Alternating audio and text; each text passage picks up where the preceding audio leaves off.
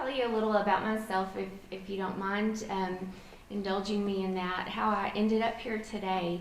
Um, as I was introduced, my name is Joyce Nuner, and I've been at Baylor. This is going on 14 years now, which is kind of unbelievable for me that it's been that amount of time. I have 3 children. My oldest daughter is 14. She was 14 months when we moved to Waco. So it's been fun to watch her grow up in this community.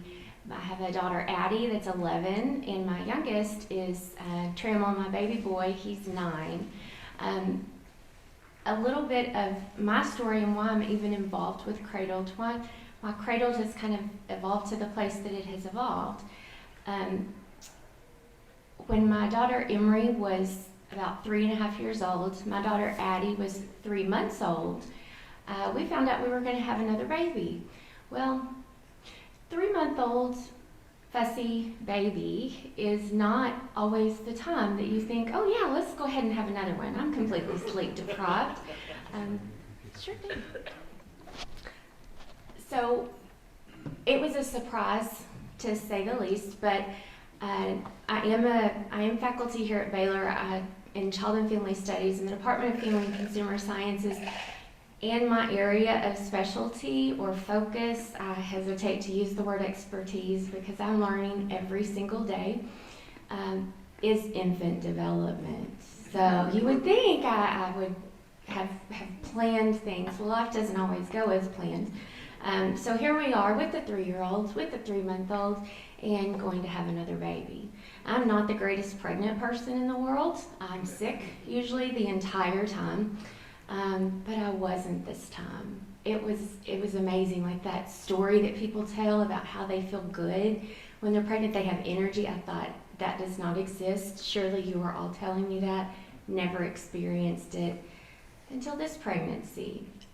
We told our family over Thanksgiving, everyone's together, so we announced that we were having another baby. My mom doesn't remember, but the words out of her mouth were, "Oh no."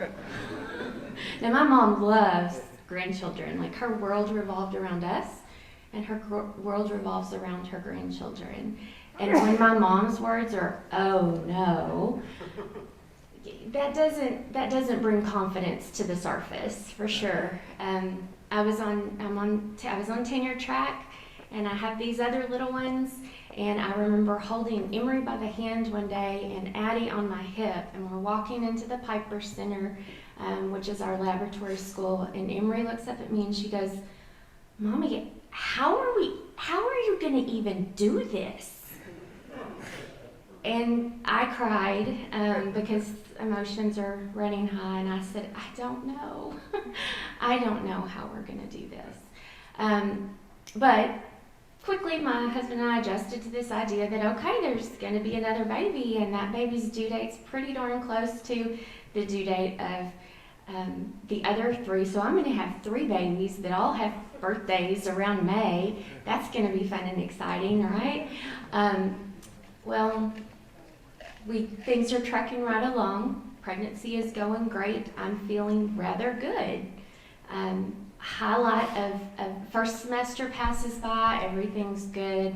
I head out to a trip to Los Angeles to present at one of kind of the best conferences that our profession can be present at. It's the 0 to 3 conference. And I'm presenting right next to Dr. T. Barry Brazelton. I don't know if any of you know the name. Raise your hand if you know who T. Barry Brazelton. Right. Highlight of my career, right? Nobody cared about my poster, but I was standing right next to him, so I really didn't care.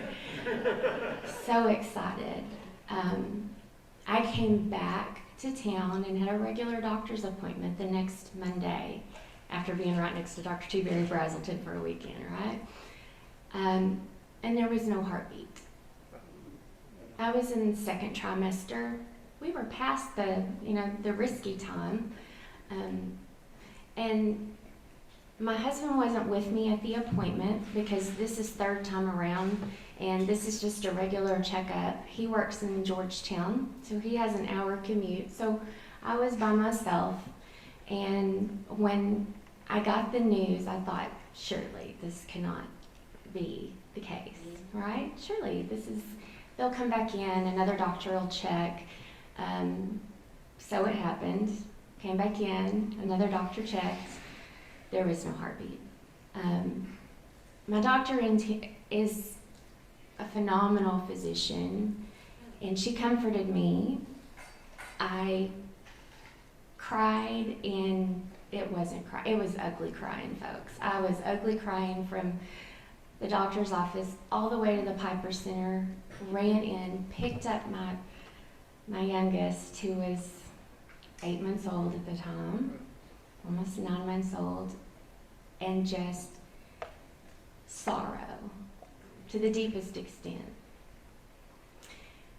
Got my daughter Emery, got my daughter Addie. We drove home. My husband went and got there. I don't really remember a whole lot of what came next, other than my parents showed up to help.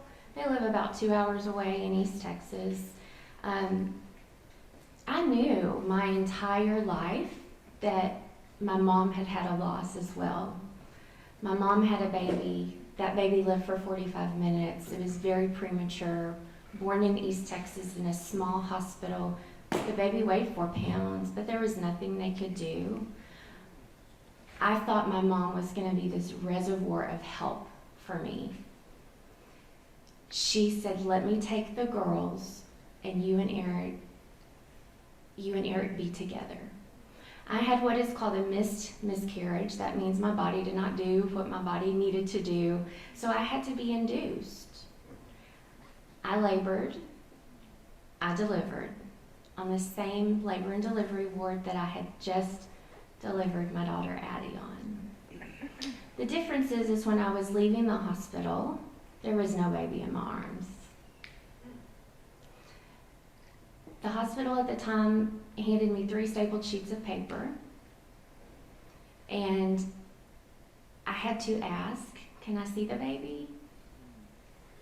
I'm not a terribly assertive person, so that was a really hard ask for me, but it was not offered. I had to ask, could we take some pictures of the baby? That was really hard. I thought, they're going to think I'm weird and strange, and why would I want to look at a baby that's not alive? Why would I want to hold that baby that's not alive? But it was a fully formed baby, as big as my hand. And I struggled for 2 years with deep depression afterwards, because that was not a planned pregnancy. It was a wanted pregnancy after we came to terms with the fact that we're going to have 3 kids under 4 years old. But there was so much guilt. There was so much guilt and so much blame. And I was trying, you do what mothers do, and you try to figure out, what did I do wrong? What did I do to mess this up? I'm grateful because we had some answers. Many families don't have answers when there's a loss such as this. But my doctor was able to tell just from initial exam of the baby that the baby had a chromosomal abnormality, trisomy 13 or trisomy 18. She wasn't sure which. I didn't need to know specifically which. It was an anomaly. She said, you have had 2 healthy pregnancies. You know you can have healthy babies. This baby was not healthy. This baby could not live. Those were devastating words, and I still tried to figure out a way to blame myself. And this is going to make maybe no sense at all to you guys, but the only thing I could figure out was my church attendance. In all seriousness, I went down the list of here's all the things, but I grew up in a very, very good Christian home. We were there every time the church doors were open. Sunday morning, Sunday night, Wednesday night, any church function. I met my husband roller skating on New Year's Eve at a youth party. My daughter, who's a freshman now, I'm like, brush your hair, you might meet your future husband. This is how ingrained church was in our life. And so all I could figure was, sometimes we sleep in because we've been up all night with the crying baby. I wasn't there every time the church door was open. It makes no logical sense But sometimes the things that you do in grief don't make logical sense. What ended up helping pull me out of that, I was sporadically attending a church at that time, and there was a notice in the bulletin about a mom's group. I'm also not a huge extrovert. I like to go home and be like a night out for my husband and I is get a pizza, sit in our bedroom and watch Netflix. That's a night out. That's like great, right? But I went to that mom's group at 8:30 at night because that's when everybody's kids are asleep, so then moms can get together. I kind of knew Rachel Craig. She and I passed in the halls at Piper. We were not super close friends, but I knew her name. So I showed up at her house at 8:30 and for 2 hours completely monopolized the conversation with the story of how I'm pretty sure this baby died because I haven't been a good enough Christian. Because I had the Sunday school pen, folks. Do you remember the Sunday school pen? Some of you are laughing, you remember them. I had 12 years of attendance, perfect attendance of Sunday school. I went to church when I had chicken pox. My dad made arrangements that my Sunday school teacher would teach me in the fellowship hall so that I would not expose the other children so that I could get my little bar pen. Yeah. So, can you see how I didn't even need help getting that connection of this must be my fault. God is punishing me. And it did not help matters when certain words were said in support and in loving kindness, but there are words that are said at times that are so hurtful. This is God's plan. Really? God planned this? Well, I don't like this plan.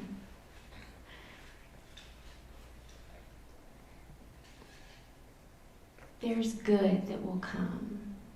Everything happens for a reason. Something must have been wrong with that baby. Really? Yeah. Healthy babies survive. So all of these things were told by very caring, wonderful, supportive people who were trying to support me in the grief. Some people said nothing at all and just looked away. Because I'm tall and I have a long torso, which works in your favor when you're pregnant for the 3rd time, because nobody really knew yet. I was in my 2nd trimester and they just thought maybe she's had a few too many cookies. They didn't know at work. Some close friends knew, family knew, but that's it. So then you're telling the story of, oh, we were going to have a baby, and we didn't, and now the baby's died, and I don't know what to do. So that actually, I delivered the baby over it was December 11th. Semester ends. That was great. Semester ended. I was off for 3 weeks. I came back and I taught infant development. The first third of the class is about pregnancy. I showed a birth video. I am on autopilot for several years teaching that course. Students are getting all the content they need, but there are times I have to step out of the room and cry. I needed help and I needed support and I didn't know where to get it. Because I had prayed. I prayed and prayed. I did not pray for it. There was about a week after we found out the baby did not have a heartbeat until we delivered the baby. I had to be induced. So my husband and I don't know what we did. We sat on the couch and stared a lot. We drove and drove all over the place, just trying to make sense of it. And I prayed, and I heard nothing. And all I prayed for, I didn't pray that we would go back to the hospital and they would check again, because they're going to check again, and that there would be a heartbeat. I didn't pray that. I prayed, God, give me peace. Please, I need peace. Just give me peace about this. And I couldn't hear anything. And that was so unusual for me, because I was a prayer, not an out loud prayer very much. much, but a prayer, and I heard things. That soft, still voice. But in this situation, I did not. So again, there must have been something that I was doing wrong, but God was punishing me. But when I went to Rachel Craig's house, and I was surrounded by, it's just about 3 or 4 other women, and they listened. And they said things like, "Hun, this is not your fault. God did not do this to you. This happened. And God is there with you." And I said, "But the thing is I don't hear him, and that's a problem. So I don't know what's going on." And the more I told my story, and the more I heard, "We are here with you. You are not alone." It took a while to hear God again, but I did. Sitting in the second support group that they held at Dayspring, where Rachel and Regina Easley gathered together a group of women and just gave them space to talk. A safe space. So that's kind of what my presentation, I'll send it and see if you guys, want to have a copy of it so you can see there's some lovely pictures, and it tells Cradled was formed. It was formed out of hurt and need and pain. Kind of like labor. Rachel Craig had a dream, and she said, "That sounds crazy, don't tell people that." And I'm like, no, I think it's cool. Tell me about your dream. And she said, "I had a dream that there would be this place for women.